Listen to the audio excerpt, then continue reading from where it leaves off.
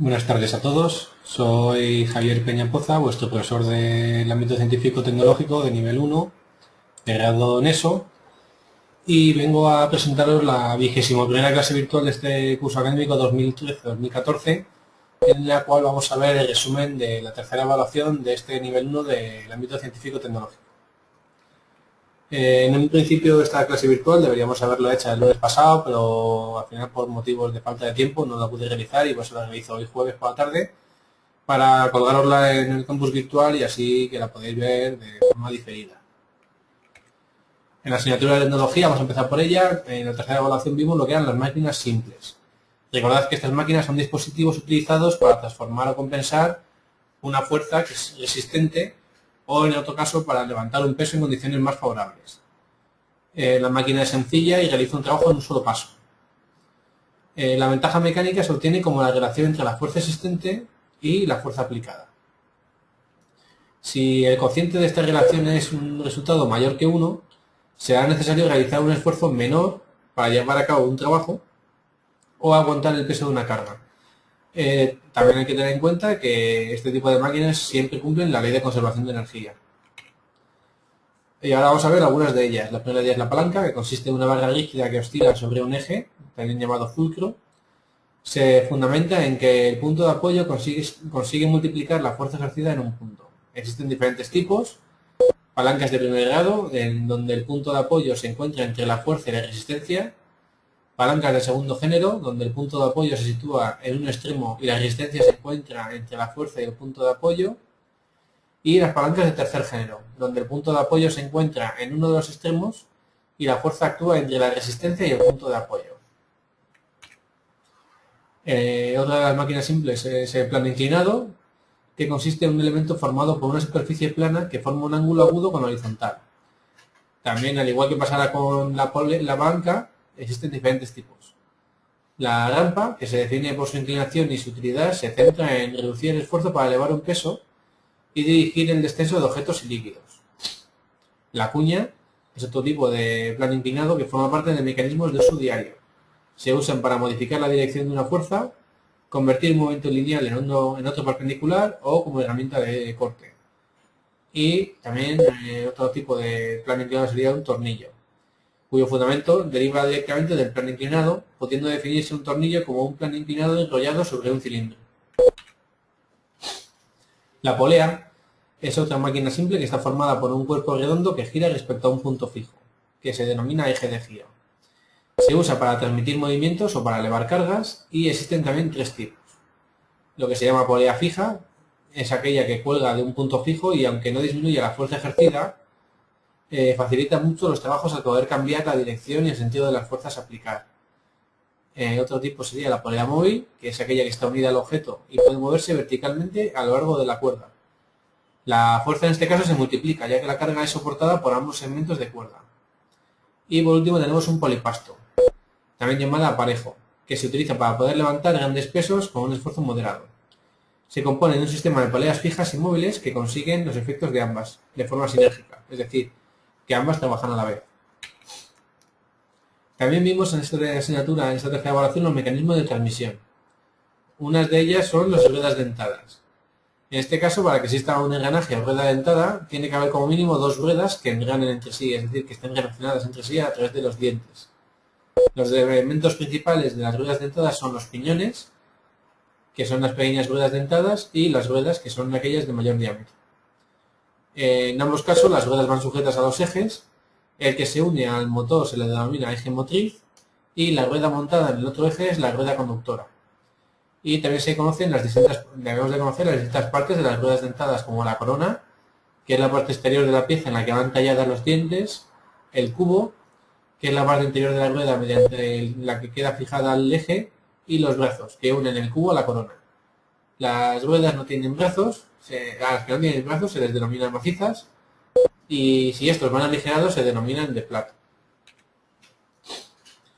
También vimos las poleas y correas, que son aquellos elementos de transmisión que transmiten el movimiento mediante correas o cables.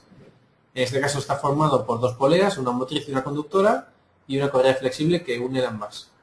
Las poleas tienen forma de disco y van sujetas mediante clavijas, y la transmisión puede ser de correa abierta o de correa cruzada. Y también vimos la de piñón cremallera, que es una variante del sistema de engranajes, donde la rueda conducida tiene un radio infinito y la otra rueda sería una recta. Vamos, la de radio infinito sería la recta.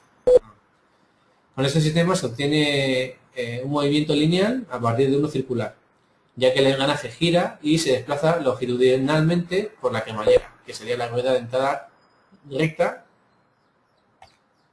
También vimos el husillo tuerca, que es otro mecanismo que transforma un movimiento circular en rectilíneo y es muy utilizado en máquinas y herramientas para obtener desplazamientos horizontales. El funcionamiento consiste en la utilización de una tuerca o tornillo y la tuerca va sujeta sobre superficies planas a fin de que no pueda girar. De esta forma el husillo provoca el desplazamiento lineal de todo el conjunto al girar una manivela. Otro sería la biela manivela, que es aquel que transforma el movimiento circular de la manivela en un movimiento rectilíneo alternativo mediante la biela. Cada media vuelta de la manivela, la biela cambia su sentido de movimiento. La colisa oscilante se puede considerar como una variación del mecanismo biela-manivela y se utiliza cuando se desea obtener grandes desplazamientos alternativos. Y las levas excéntricas. Se le llama excéntrica por ser una pieza circular cuyo eje de giro está desplazado y este desplazamiento del eje es lo que permite que la varilla reciba un movimiento alternativo. En el caso en el que el perfil no sea circular se denomina leva y la secuencia de movimiento es variable. También vimos cómo se podían aplicar estas máquinas simples a un proyecto y se realiza en varias fases. El dibujo del boceto, un esquema eléctrico de circuito, un dibujo del sistema de transmisión, un listado de herramientas y máquinas necesarias para llevar a cabo el proyecto, la lista de los materiales necesarios, un listado de operaciones que se realiza en 3 fases, la construcción del circuito de encendido y apagado, la construcción del circuito de giro y la construcción del mecanismo de transmisión. Y por último, la elaboración de un presupuesto. También vimos lo que le rodea a Internet, al concepto de Internet, su historia y cómo se estructura. Recordad que Internet es un conjunto descentralizado de redes de comunicación que están interconectadas, es decir, que tienen una conexión entre sí y que funcionan como una única red de alcance mundial. La palabra Internet proviene de International Network y lo que distingue a Internet técnicamente es el uso del protocolo de comunicación TCP/IP, que lo construye la forma de entenderse en computadoras. Respecto a su estructura y funcionamiento, en las grandes redes informáticas se encuentran ordenadores de 2 tipos. Los que se llaman servidores, que están especializados en almacenar información, y los clientes, que son los que manejan los usuarios. Una red local o LAN está formada por un conjunto de ordenadores y otros equipos que están conectados entre sí. La conexión de todas estas máquinas se realiza mediante cables o sistemas inalámbricos y todo se conecta a un dispositivo encargado de dirigir la comunicación entre ellos, pudiendo ser un concentrador o un conmutador. Cuando se comunican 2 redes entre sí para tener salida a Internet, se conectan siempre a un enrutador o router, que es lo más conocido, que es lo que de forma general todo usuario tiene en su casa para conectar su ordenador. Cuando un ordenador se conecta a Internet, lo hace a través de un servidor llamado proveedor de servicios de Internet, ISP, que puede hacerlo a través de diferentes medios, a través de la línea telefónica, para lo cual necesita un módem, a través del servicio de DSL, que es el mismo tipo que la línea telefónica, pero en este caso tenemos acceso por banda ancha, lo que nos permite tener un acceso a Internet simultáneo con un acceso a la línea telefónica. Vamos, que podemos hablar por teléfono y conectarnos a Internet simultáneamente. A través de un cable coaxial, que es un cable de cobre similar al de las antenas de televisión, y a través de la telefonía móvil, también conocida como tecnología de tercera generación o 3G. Los protocolos más importantes en la comunicación de la red pues son el TCP, el HTTP y el FTP. Respecto a la búsqueda de información en Internet, hay que tener en cuenta que Internet es una red de redes que engloba una inmensa cantidad de información referente a cualquier tema que queramos imaginar. El elemento más utilizado de Internet es la web. Su característica principal es el enlace o link, que son palabras en que aparecen en la web de otro color o subrayadas y que al seleccionarlas transfieren al usuario a otra página relacionada con esa palabra. La página web es un documento, por otro lado, creado en un lenguaje adaptado a Internet y que se almacena en un servidor. Por último, un sitio web se podría definir como un conjunto de archivos electrónicos y de páginas que son referentes a un tema en particular.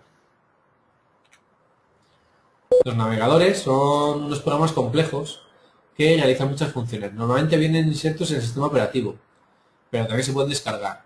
Sirven para acceder a Internet, pero también se pueden utilizar sin conexión para ver páginas web que hemos grabado con anterioridad.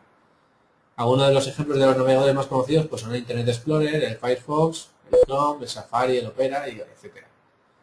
Y los buscadores son un sistema informático a partir del cual, a través de una o varias palabras clave, puede ofrecer un listado de páginas web que las contiene.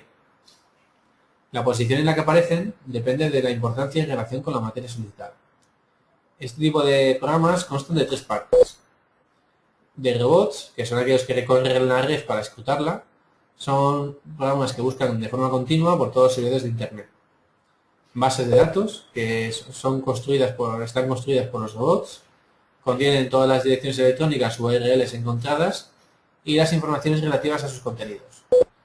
Y también constan del motor de búsqueda, que es aquel que facilita la búsqueda o la consulta de la base de datos. Es la parte que todo usuario ve cuando está realizando la búsqueda. Existen algunos buscadores por excelencia, como Google o Bing. Y también existen multibuscadores que no tienen una base de datos propia, por ejemplo, el Metacaller. Un portal será el sistema formado por un buscador, un índice temático y una serie de servicios añadidos como noticias, correo electrónico, foros, etc. Y vimos en esta tercera grabación las redes P2P o persona a persona, que son redes de computadoras en las que todos o algunos aspectos funcionan sin clientes ni servidores fijos, ya que los equipos constituyen una serie de nodos que se comportan como iguales entre sí, actuando simultáneamente como clientes y servidores respecto a los demás. Este tipo de redes permiten el intercambio directo de información en cualquier formato y tienen un alcance mundial con millones de usuarios potenciales. Sin embargo, hay que tener en cuenta que este tipo de redes comparten recursos a cambio de recursos, con lo cual los costes quedan repartidos entre los usuarios. Al compartir estos recursos, cuanto más nodos estén conectados, mejor será su funcionamiento. Respecto a los servicios de Internet, vimos el correo electrónico y FTP, que es uno de los servicios más utilizados junto con la web, como la mensajería o el correo electrónico. También a través de este tipo de servicios podemos enviar a interlocutores conectados a la red en unos cuantos segundos una serie de información. Si el interlocutor no está conectado, el mensaje quedará almacenado en la bandeja personal de entrada del destinatario. Las direcciones de correo electrónico adoptan siempre el mismo tipo de forma. Nombre de usuario, @nombre de servidor. El correo electrónico necesita tener instalado en el ordenador una aplicación que lo hace posible. Además, casi todos los proveedores de correo facilitan un servidor web, que permite además enviar y recibir correos desde un sitio web. Para poder transferir archivos voluminosos puede utilizarse otro servicio distinto, que es el FTP, que permite transferir archivos sin limitación de tamaño. El correo también tiene una serie de inconvenientes, como el spam, los virus informáticos, la suplantación de identidad o el phishing, los bulos, las cadenas de correo, etc. Otros son los foros, los blogs y las wikis. El foro de Internet hace referencia a un espacio virtual en el que compartir mensajes de opinión o discusión. Es una aplicación web que da soporte a discusiones y opiniones en línea. Una wiki es un sitio web cuyas páginas pueden ser editadas por múltiples usuarios. El paradigma actual es la Wikipedia, con información actualizada diariamente sobre cualquier materia imaginable. Y un blog es una página web periódicamente actualizada que recopila cronológicamente textos o artículos de uno o varios autores, apareciendo primero el que más reciente y el autor conserva la libertad de dejar publicado lo que quiera pertinente. También vimos algunos de los inconvenientes del uso de la red, como la fiabilidad y el rigor de las fuentes de Internet. Para saber si los contenidos que hemos encontrado son exactos o no, podemos fijarnos en una serie de conceptos, como la autoría, la caducidad, el ruido documental y la información y el conocimiento.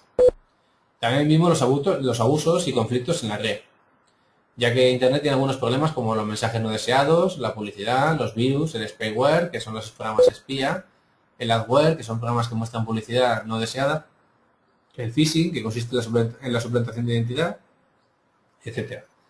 Para evitar este tipo de problemas, lo mejor sería usar un antivirus o un firewall. Con eso dimos por finalizada, o damos por finalizada la asignatura de tecnología y ahora vamos a empezar a hacer el repaso de la asignatura de matemáticas de esta tercera evaluación, donde vimos el plano cartesiano, que es un sistema de referencia respecto a dos ejes que se cortan en un punto llamado origen de coordenadas. Y las coordenadas, por lo tanto, son 0, 0. La recta horizontal es la que se llama eje de abscisas o eje de las X, y la recta vertical es la llamada eje de las ordenadas o eje de las Y. Los ejes son perpendiculares entre sí, y el plano cartesiano tiene como finalidad describir la posición de puntos, los cuales se representan por sus coordenadas, X e Y. Siempre se representan de la misma forma. En primer lugar, la coordenada de la X y en segundo lugar, la coordenada de la Y. Para localizar los puntos en el plano, se localiza la abscisa o el valor de X contando las unidades correspondientes. En el caso de que sean positivas, se cuentan hacia la derecha y si son negativas, hacia la izquierda, a partir siempre del origen, que es el 0. Y en segundo lugar, se localiza la ordenada o valor de Y, contando unidades correspondientes positivas. En el caso de que sean positivas, será hacia arriba y si son negativas, hacia abajo. Siempre a partir del origen de coordenadas, que sería el 0. También vimos cómo trazar las gráficas. Para ello, lo primero sería construir una tabla de valores. Y una vez que tenemos hecha la tabla de valores, se recomienda utilizar papel cuadriculado milimetrado para dibujar los ejes. Se trazan los mismos de forma perpendicular.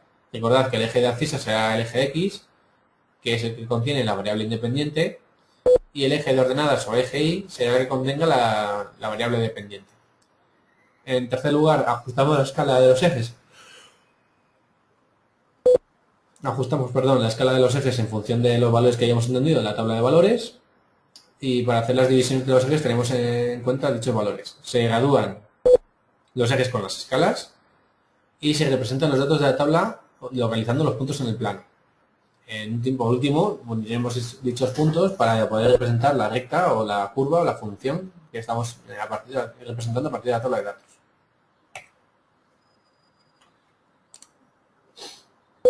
También vimos las funciones, que consiste en una relación entre dos magnitudes de tal manera que a cada valor de la primera le corresponde un único valor de la segunda. De esta forma, la variable X, que será la variable independiente, mientras que la Y será la variable dependiente, ya que depende de los valores que tome la X. Y también estudiamos el estudio gráfico de las funciones. De esta forma aprendimos las diferentes características de la función, como el dominio, que es el conjunto de valores de la variable independiente X para los que existe la función y además tiene sentido. También vimos la imagen o el recorrido, que son todos los valores de la variable dependiente que tienen algún valor de la variable independiente que se transforma en él a través de la función. La continuidad, que podemos, a partir de la cual podemos definir si una función es continua o no, es decir, si está formada por un solo trazo o no. En el caso de que esté formada por un solo trazo, es decir, que seamos capaces de dibujar toda la función sin levantar el bolígrafo de papel, diríamos que es continua. Y en el caso de que para poder representarla tengamos que levantar el bolígrafo de papel, diremos que es discontinuo. También vimos el crecimiento. Una función se dice que es creciente si al aumentar la variable independiente aumenta la variable dependiente. Y por el contrario, se puede decir que es decreciente si al aumentar la variable independiente, la variable dependiente disminuye. También vimos los máximos y los mínimos. El máximo de una función es aquel punto de la función en el que es creciente a la izquierda y decreciente a su derecha. Y un mínimo, sin embargo, es aquel punto donde la función decrece a su izquierda y crece a su derecha. También vimos los puntos de corte con los ejes. Para calcularlos, recordad que en el caso de corte con el eje Y tendremos que hacer X igual a 0. Para calcular el corte con el eje de abscisas o eje Y hay que calcular los valores de la función para los que Y es igual a 0. Y por otro lado, para calcular el punto de corte con el eje de las ordenadas, se hace la x0 y se calcula el valor de la ecuación resultante. Vimos también relaciones de proporcionalidad. Una función se puede decir que es directamente proporcional cuando al aumentar o disminuir la magnitud independiente lo hace de la misma medida la magnitud dependiente. Por ejemplo, una magnitud directamente proporcional sería la función y igual a 6 por x. Cuando dos magnitudes son directamente proporcionales, su gráfica es una línea recta y su pendiente se le conoce como la constante de proporcionalidad, que es el número que multiplica la variable independiente. También podemos tener proporcionalidad inversa. En este caso sería la relación que establece dos magnitudes, tal que al aumentar el valor de la magnitud independiente, el valor de la magnitud dependiente decrece en la misma proporción, que sería el ejemplo de y igual a 6 partido por x. En este caso, su gráfica es una hipérbola, su pendiente es constante y resulta ser el producto de ambas. Vimos también funciones lineales, que son aquellas cuya expresión matemática viene dada por y igual a mx, donde y es la variable dependiente, m es la pendiente y x es la variable independiente. Vimos también funciones afines. Una función afín es aquella cuya expresión matemática es y igual a mx más n, donde m es la pendiente de la recta y n es la ordenada del origen o coeficiente de posición, y nos indica el punto de corte de la recta con el eje de ordenadas. También vimos funciones constantes, que son aquellas funciones matemáticas que toman el mismo valor para cualquier valor de la variable. Por ejemplo, y igual a n, donde n puede ser cualquier número entero o natural. También vimos lo que era la pendiente de la recta y cómo calcularla. Tened en cuenta que la pendiente es la inclinación de la recta respecto al eje de abscisas, o eje x. En el caso de que la pendiente sea positiva, la función será creciente, y el ángulo que forma con la parte positiva del eje o x será un ángulo agudo. Si la pendiente es negativa o menor que 0, la función será decreciente, y el ángulo que forme la recta con la parte positiva del eje o x será un ángulo obtuso. Y si la pendiente es igual a 0, la función es una función constante, su gráfica será una recta, en este caso paralela al eje o x. Para calcular la pendiente existen varias formas, pero la más sencilla es dividir la variación o incremento que tienen dos puntos de la función en el eje y partido por la variación de x, es decir, el incremento que tiene en el eje x. Dicho de otra forma, se puede calcular a través de las coordenadas de dos puntos de esa recta, como y2 menos y1 dividido entre x2 menos x1, donde y2 y x2 son las coordenadas del punto 2 de la función y y1 y x1 son las coordenadas del punto 1 de la función. También vimos la estadística, que es la parte de las matemáticas que se dedica al estudio de los datos, organizándolos en conjuntos para poder elaborar posteriormente una serie de conclusiones. Para ello también debemos tener en cuenta una serie de elementos que debemos de conocer, como la población, que es el conjunto de todos los elementos a los que se somete a un estudio estadístico, el individuo, que es cada uno de los elementos que componen la población, la muestra, que es el conjunto representativo de la población de referencia, el número de individuos, en este caso será menor que el de la población. El muestreo, que es la reunión de todos los datos que se desean estudiar, obtenidos de una porción reducida y representativa de la población. El valor consiste en cada uno de los distintos resultados que se pueden obtener en un estudio estadístico. Y el dato será cada uno de los valores que se ha obtenido al realizar el estudio estadístico. Vimos el carácter o variable estadística. Se puede denominar como aquella característica de la población que se desea analizar. Pueden ser cualitativas si no toman valores numéricos y solo se expresan con palabras, y cuantitativas si se pueden expresar mediante números. En este caso, las cuantitativas se diferencian en dos grupos. Las discretas, que son aquellas que toman valores aislados, no admiten valores intermedios, y las continuas, que son aquellas que pueden tomar todos los valores posibles dentro de un intervalo real. La distribución de frecuencias o tabla de frecuencias es una ordenación en forma de tabla de los datos estadísticos, asignando a cada dato su frecuencia correspondiente. De esta forma tenemos tres tipos de frecuencias. La frecuencia absoluta, que es el número de veces que se repite un valor; la frecuencia relativa, que es el índice que se obtiene al dividir la frecuencia absoluta entre el número de elementos consultados; y la frecuencia acumulada. En este caso, cuando se ordenan los valores de la variable en sentido creciente y se van sumando hasta tomar un cierto valor. Se van sumando al anterior. De esta forma tenemos una serie de datos estadísticos que se pueden analizar en unos gráficos.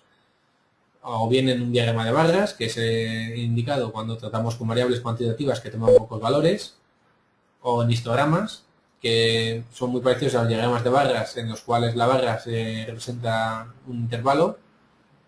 Diagramas de sectores, también llamados como diagramas circulares o de tarta, donde los datos se muestran en forma de sectores circulares de un círculo que representa la totalidad o 100% de la muestra, de modo que el ángulo de cada sector es proporcional a la frecuencia absoluta correspondiente.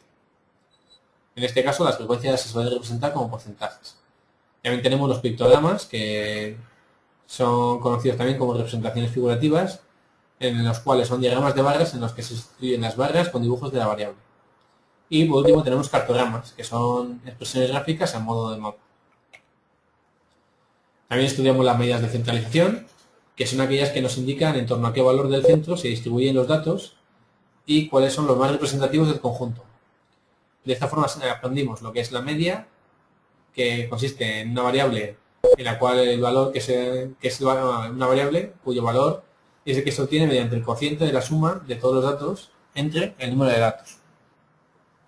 La mediana es el valor que se obtiene al ordenar todos los datos y escoger el que ocupa la posición del medio. En el caso de que los datos sean pares, no tenemos valor central. En este caso realizaremos la media aritmética de los dos que estén en el centro. Y si la variable está agrupada, la mediana se encontrará en el intervalo cuya frecuencia absoluta acumulada sea mayor que la mitad del número de datos. Por último, también aprendimos lo que es la moda, que es el dato que más se repite de una variable. Con esto ya damos por finalizada la asignatura de matemáticas y vamos a pasar a repasar la tercera evaluación de la asignatura de ciencias naturales, donde empezamos viendo la función de nutrición. Recordad que los seres vivos toman del exterior sustancias con las que obtener energía, ya que sin ella es imposible que puedan mantenerse con vida. Este tipo de energía es utilizada para reponer los materiales gastados y crear otros nuevos, y el conjunto de reacciones químicas a las que son sometidas las sustancias nutritivas se denomina metabolismo. Tenemos por un lado reacciones catabólicas o catabolismo, que son aquellos procesos en los que se obtiene energía mediante la destrucción de sustancias nutritivas, y tenemos reacciones anabólicas o anabolismo, que son las reacciones que suponen la síntesis de sustancias complejas a partir de sustancias más simples. También vimos los distintos tipos de nutrición, que se pueden clasificar según el modo de obtener los nutrientes o materia orgánica. Tenemos por un lado la nutrición autótrofa, que es aquella que realizan los seres vivos que no necesitan obtener la materia orgánica del exterior, ya que la producen ellos mismos a partir de sustancias inorgánicas. Por ejemplo, tenemos los vegetales que obtienen sus nutrientes mediante dos procesos, la fotosíntesis y la respiración. La fotosíntesis consiste en la fabricación de azúcares a partir del dióxido de carbono, agua y sales minerales, ya que gracias a la energía del sol y con desprendimiento de oxígeno consiguen sintetizar esa materia orgánica. En este caso, como la fotosíntesis necesita luz para llevarse a cabo, solo se puede realizar durante el día. Y la respiración se realiza tanto de día como de noche.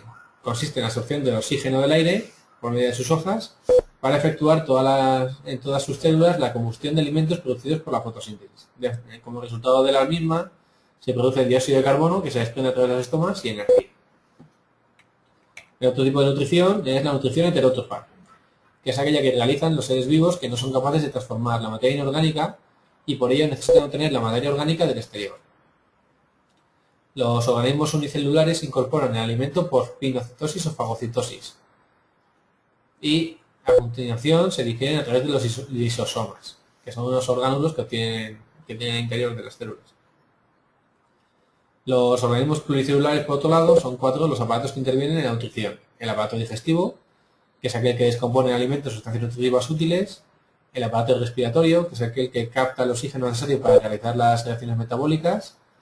El aparato circulatorio, que es el que pone en contacto todos los aparatos que tienen que ver con la nutrición. Y el aparato excretor, es que una vez finalizado el proceso metabólico se encarga de eliminar las sustancias tóxicas producidas.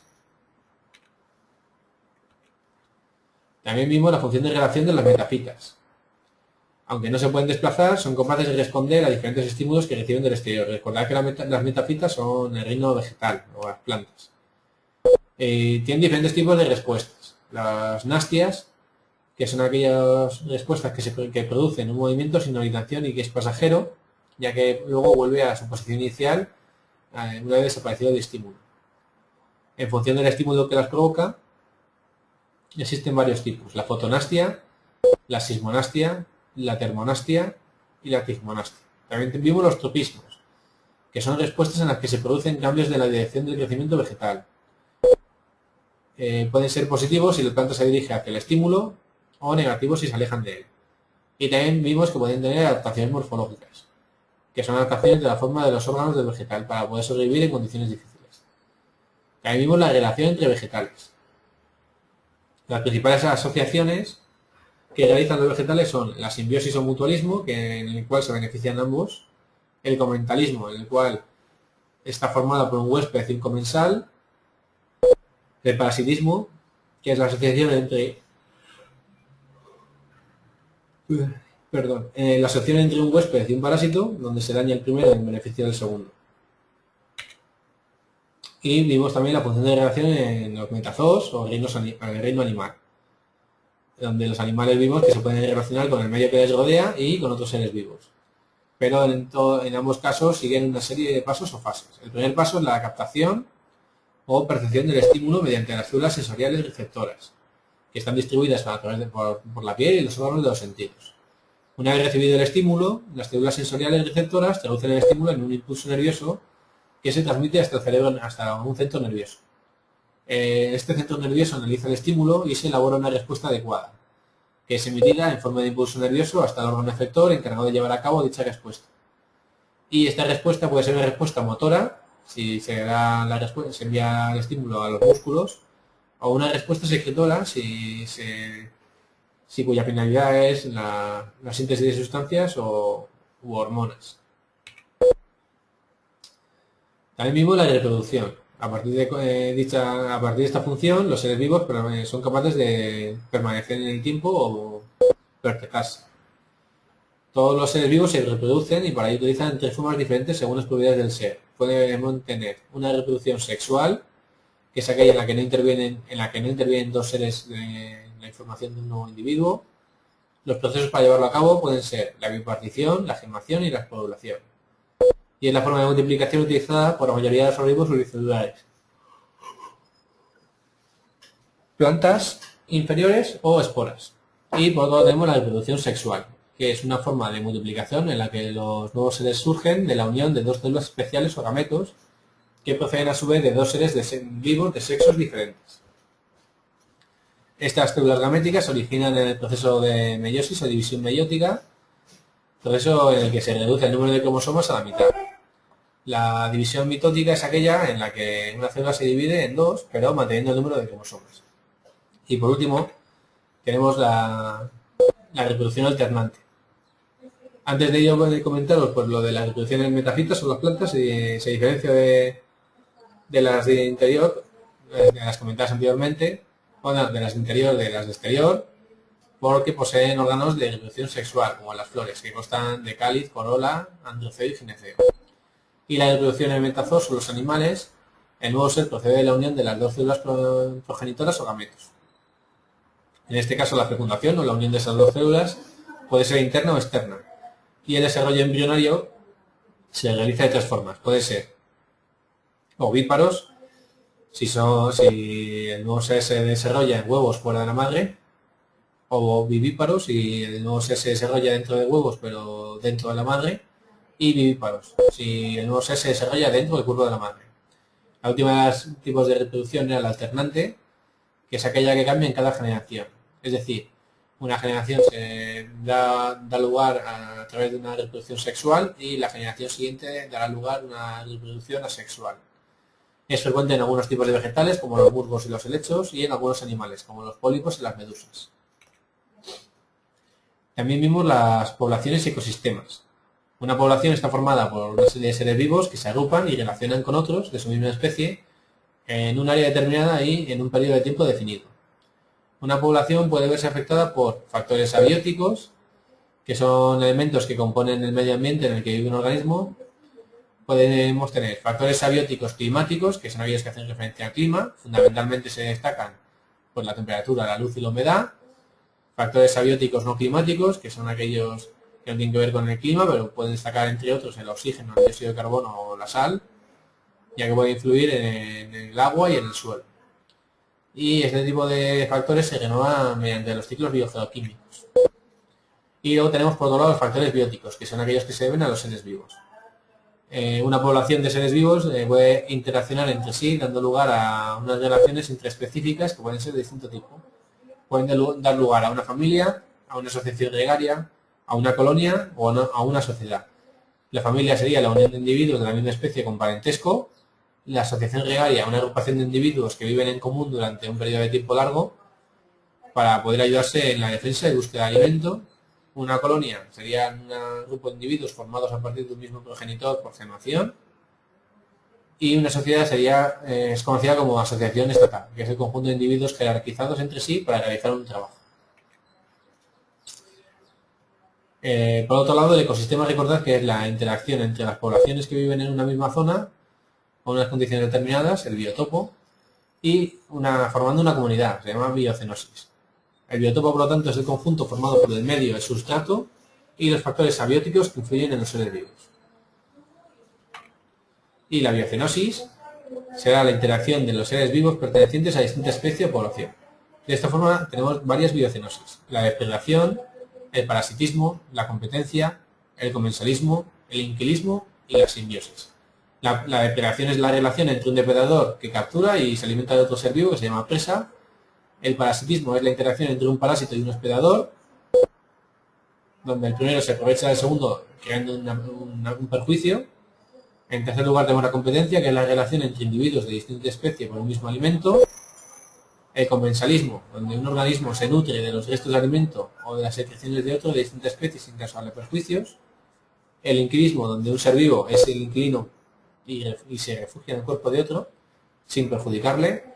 Y una simbiosis, también llamada mutualismo, que es una relación entre individuos de distinta especie para beneficiarse mutuamente. En este caso la simbiosis puede ser temporal o permanente. También estudiamos las redes y las cadenas tróficas. Los seres vivos necesitan una materia y energía para poder realizar sus funciones vitales y mantener su estructura. Por ello, se produce una transferencia de las mismas entre los seres vivos, dando lugar a las cadenas tróficas. Estas cadenas constan de niveles tróficos, donde los organismos que desarrollan el mismo papel se encuentran en el mismo nivel de la cadena alimentaria. De esta forma se dividen los niveles tróficos, que son 3. El primero de ellos, también conocido como el nivel de los productores, lo constituyen los vegetales, que son autótrofos y que se alimentan de la primera fuente de energía, que es el sol, a través de la fotosíntesis. El segundo nivel trófico se conoce como el nivel de los consumidores. Están constituidos por los animales heterótrofos o los seres heterótrofos y se nutren de la energía acumulada en los vegetales. En este caso, en este segundo nivel, se pueden hacer 3 categorías. Los consumidores primarios, que son los animales herbívoros; los consumidores secundarios, que son los animales carnívoros; y los consumidores terciarios, que son los animales carnívoros que se alimentan de los primarios y los secundarios, ya que los consumidores secundarios se alimentan única y exclusivamente de los animales primarios, de los consumidores primarios, perdón. Y por último, el resto de los productores y consumidores son aprovechados por el tercer nivel, que son los descomponedores, que obtienen la energía que puede quedar en la materia orgánica al transformarla en materia inorgánica. Este tipo de materia inorgánica será la que utilicen los productores para su nutrición. Y vimos también los ciclos biogeoquímicos. Al estudiar las cadenas tróficas vimos que se produce una pérdida de energía al pasar de un nivel a otro. Esto hace necesario el aporte continuo del luz solar y la reutilización periódica de la materia para la renovación mediante los ciclos biogeoquímicos. De esta forma podemos destacar 3 ciclos, que son muy importantes que los conozcáis. Tenemos el ciclo de carbono y del oxígeno, que participa en la fotosíntesis y la respiración, y están relacionados porque uno renueva al otro de forma continua. Tenemos el ciclo del nitrógeno, ¿vale? Y tenemos el ciclo del agua. Tened en cuenta que en este caso el agua es necesaria para la realización de funciones vitales en los seres vivos. Por ello se va renovando continuamente siguiendo un ciclo. Por ejemplo, empezamos estudiando las plantas, que toman el agua del suelo para absorber las sales minerales y realizar la fotosíntesis, con la que liberan el oxígeno. Después, con la respiración, se consume este oxígeno atmosférico que, unido al hidrógeno de la materia orgánica, forma vapor de agua. Este vapor, junto al producido en las aguas superficiales, pasa a la atmósfera, donde una vez enfriado se condensa y forma las precipitaciones que devuelven el agua a la superficie en distintos estados físicos. Y renovamos el ciclo biogeoquímico dando vueltas de forma continua, ya que este agua que se deposita en la superficie terrestre puede volver a ser absorbida por las plantas. También vimos algunos biomas terrestres, que dan lugar a tipos de vegetación y faunas determinados, como la tundra, la taiga, el bosque, la selva, las praderas, las sabanas y el desierto. Conviene que sepáis cada una de ellas y al menos algunas propiedades de ellas para poderlas diferenciar entre sí. Y de la misma forma vimos los biomas acuáticos, como los mares y los océanos, los estuarios, los ríos, los lagos, zonas húmedas y las aguas subterráneas y acuíferos. Igual que os dije anteriormente, pues conviene que sepáis cuáles son cada uno de ellos y decir algo acerca de los mismos. También vimos la contaminación atmosférica. En este caso, el desarrollo industrial produce una gran liberación de gases alteradores de la composición de la atmósfera, originando una serie de problemas como el efecto invernadero, el agujero de una capa de ozono, una desertización y la lluvia ácida. También vimos la contaminación acuática, también conocida como eutrofización o enriquecimiento de sustancias nutritivas y empobrecimiento en oxígeno. Este tipo de contaminación se produce cuando los vertidos orgánicos sobre el agua producen un crecimiento incontrolado de las algas, ya que al morir estas se van descomponiendo y producen una disminución de oxígeno en el agua. Y también vimos la contaminación química y radiactiva. Tened en cuenta que la contaminación química se produce por los pesticidas y herbicidas y la radiactiva es la consecuencia de la expansión de las partículas procedentes de la energía nuclear. Pues con esto daríamos por finalizada esta clase virtual de repaso de la tercera evaluación. Espero que os sea de ayuda para que sepáis o tengáis en cuenta cuáles son los conceptos más importantes de esta tercera evaluación de las tres asignaturas.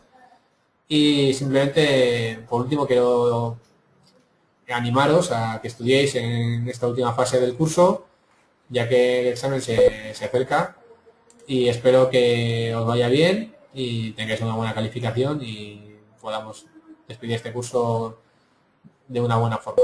Sin más, pues recordaros que si en esta última semana de estudio os surge cualquier duda, pues podéis poneros en contacto conmigo a través de teléfono o correo electrónico o a través del campus virtual para poderlo resolver, ya que estoy aquí a vuestra disposición para echaros una mano en todo lo que sea posible para ayudaros a probar en todo lo que me sea posible.